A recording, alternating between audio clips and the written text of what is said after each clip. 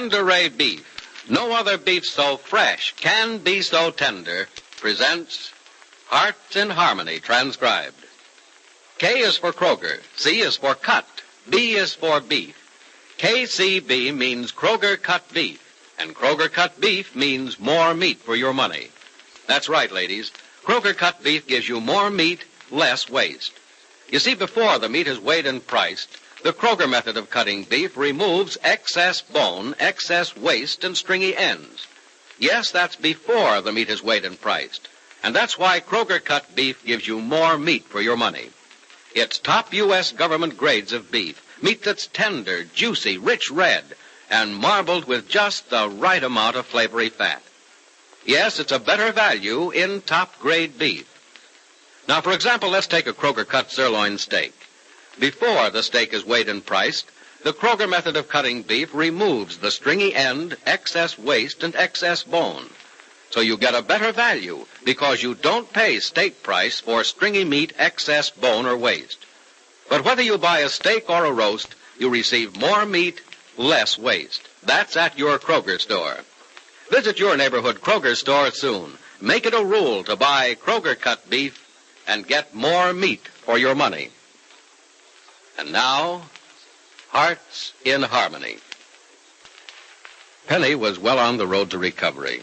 The scars on her face and the condition of her eyes the doctor's only worries when they told her that the man she was to marry, Barry Carlton, was dead.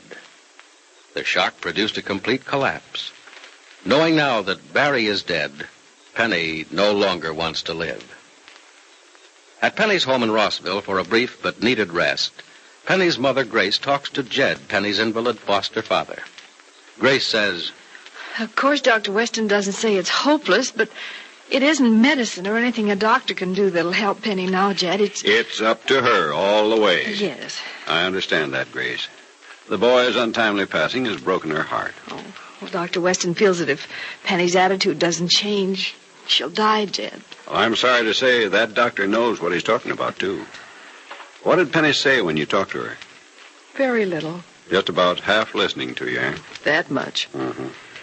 Oh, Jed, I knew it'd be a terrible blow to Penny when I told her Barry was dead, but I had no idea it would have this effect on her. What effect did you think it would have on her? Well, did you think she'd let it go with a few respectful tears? That boy was her life. It's no surprise to me the child wants to die. The life's gone out of her already. She's a shell, and a badly broken shell at that. She has to be helped, Jed. She has to be made to see that her life can go on even if Barry's couldn't. I realize that, Grace. Realize it because, well, I more or less had to face the same thing when the strange doings of fortune set me in this wheelchair for the rest of my days. Rather gave up the will to live myself for a while there. Oh, I wish I could make her find the same thing you found. No reason why you can't. But I've talked to her, Jed, pleaded with her, reasoned with her, said everything I could think of to try to make her understand that when a loved one dies, life has to go on for those left behind. But I might as well have been talking to the wall for the response I got. You were talking to a wall, Grace. A wall of sorrow, behind which is nothing but emptiness, hopelessness, and the dark scenery of bereavement. It's hard for a voice from out in the daylight of comparative happiness to pierce that wall sharply enough to be heard. Well, you make it sound hopeless, Jed. Well, I don't mean to. Just trying to explain why it's difficult to get through to Penny and make her realize that, well, Barry's passing may be the greatest tragedy of her life, but she's going to face tragedy again. And here's where she has to find the courage to face the rest of life and its unhappiness. Jed, I've tried all that. And no reaction, huh? None whatsoever. All she says is, I just don't care. Jed, on the trip back from Heatherton this afternoon, I was thinking. Mm-hmm. It's a great deal to ask. Maybe even too much, but for some reason or other, Penny's always listened to you when none of the rest of us could get a word in. You mean you think it might help if it could possibly be done, I wish you'd go to the hospital and talk to her. Well, the fact is, Grace, I was just about to suggest it myself. Ask if you didn't think I might be of some help to her. But it'll present a problem getting there. Uh-huh. You wouldn't go in an ambulance, would you? No, wouldn't want to do that. Isn't the idea of it. It's expense. Mm-hmm. Now, There's Freddie. He could carry me to Penny's car and... Jed, I know he'll do it. Freddie'll do anything for us. Oh, but it's a shame to ask him. He has so much to do out at the farm before the winter comes. And he has to do most of it himself with Nora's father so ill. Yes, that's right, Grace. Didn't think of that. I tell you who we could get, though. Johnny. Johnny'd be glad to do it. Oh, if he's not busy. You forget, Grace, that even if Johnny is running the Billings Construction Company single-handed, I'm still his boss. He won't be busy, and I won't have to pull rank on him. I happen to know he has a rather light day tomorrow. Oh, Jed, it'd be wonderful if Johnny could take you down. Shall I call him and ask him if he's free? No. I'll call him. I have to talk to him about another matter anyhow. Tomorrow will be all right for me to see Penny? Well, the sooner the better, I'd say. Well, then I'll go down and see her tomorrow. Though I don't quite know what I'm going to say to her when I get there. It'll take some saying if it's going to be something to help her, Jed. Yes, guess it will. If she could just be made to talk, she won't say anything. If she could be made to talk about Barry and have a good cry, get some of the sorrow out of her system, that might help. Take the sorrow out of her. It'll be like taking the heart out of her, Grace, because I imagine her heart is solid sorrow. Can't find words to say how sorry I am for her. Jed, this may sound heartless, but sympathy is the one thing Penny mustn't get, not right now.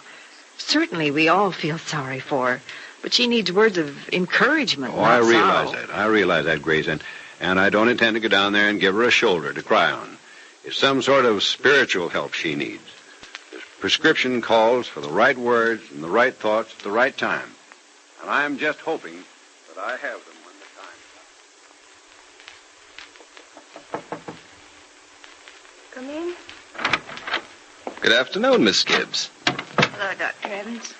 Well, I was in the mood for a little company because I'm off for a few hours. And I rather hoped you might be in the mood for company, too. No, thank you, Doctor. Oh, now, come on. You can stand me for a few minutes, can't you? If you like. That's better. Say, don't you want to shade up? It's a beautiful afternoon. Why, to look at it, you'd never guess it. No, please, Dr. Evans. I'd rather have the shades the way they are. You're not still sensitive about those scars on your face, are you? It isn't the scars. Well, I hope not. Dr. Weston gave your report to Dr. James at the plastic surgery clinic this morning, and James says he'll have no trouble at all making you as beautiful as ever. I'm sorry, Dr. Evans, but I just Now, look. You want to give the boys a break, don't you?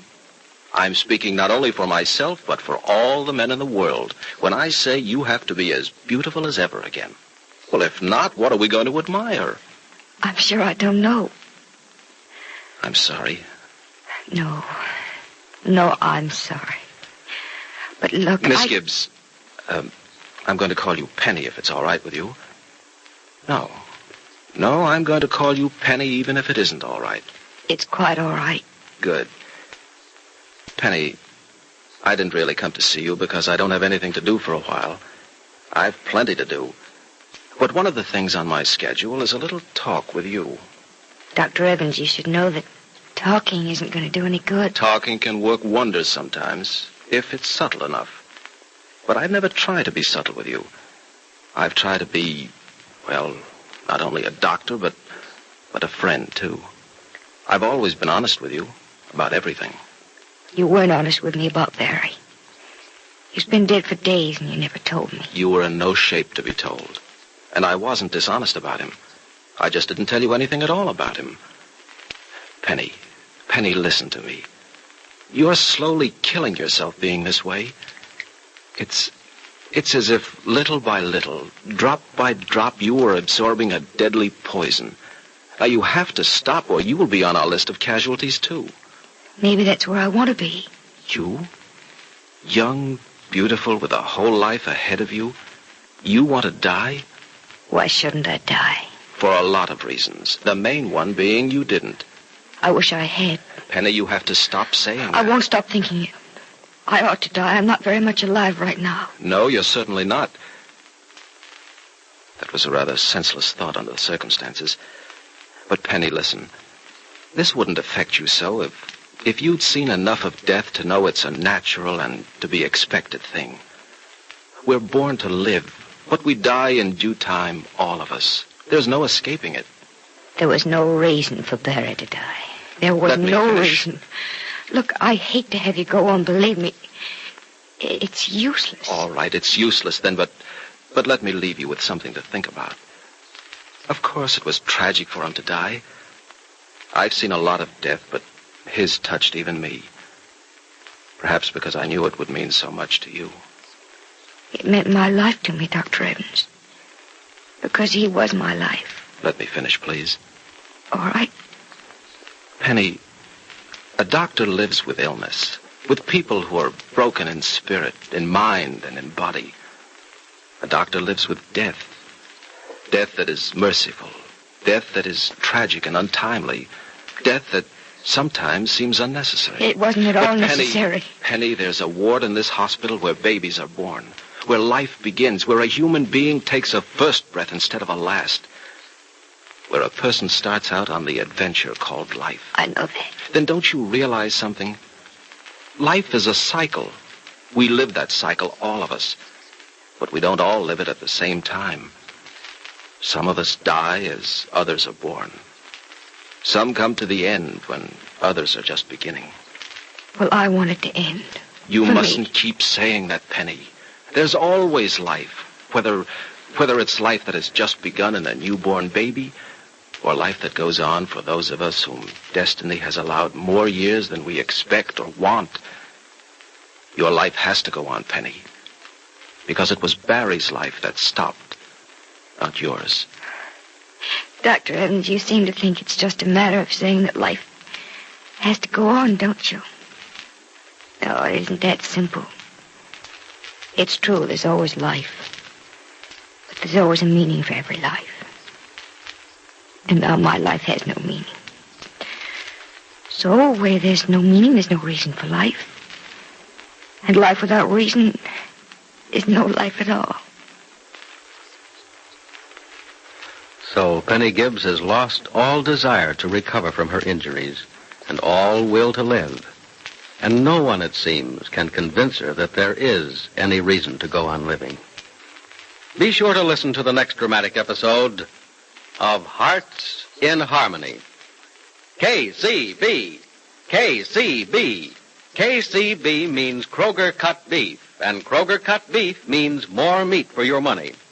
You see, Kroger cut beef gives you more meat, less waste, because before the meat is weighed and priced, the Kroger method of cutting beef removes excess bone, excess waste, and stringy ends. Yes, Kroger gives you more meat, less waste, and it's top U.S. government grades of beef, tender, juicy, rich red, and marbled with just the right amount of flavory fat. So visit your Kroger store soon. Order your favorite cut of steak or roast. If you buy a Kroger cut round steak or roast, notice that the Kroger method of cutting beef gives you a minimum of bone and removes excess waste before the steak or roast is weighed and priced. Remember, whether you buy a steak or a roast, Kroger cut beef gives you more meat for your money. Say, have you heard the big news? In the great Kroger Hot Dated Coffee Contest, you have the opportunity to win a big, luxurious Hudson sedan, an Alaska sealskin fur coat valued at $1,400, a Westinghouse laundromat, roaster, or adjustomatic iron. In 5 weekly contests, Kroger is awarding 1,160 prizes. The third week's contest closes midnight tomorrow, October 29. Get your entry blank with full details at your Kroger store. Tune in tomorrow, same time, same station, for another exciting transcribed chapter of Hearts in Harmony.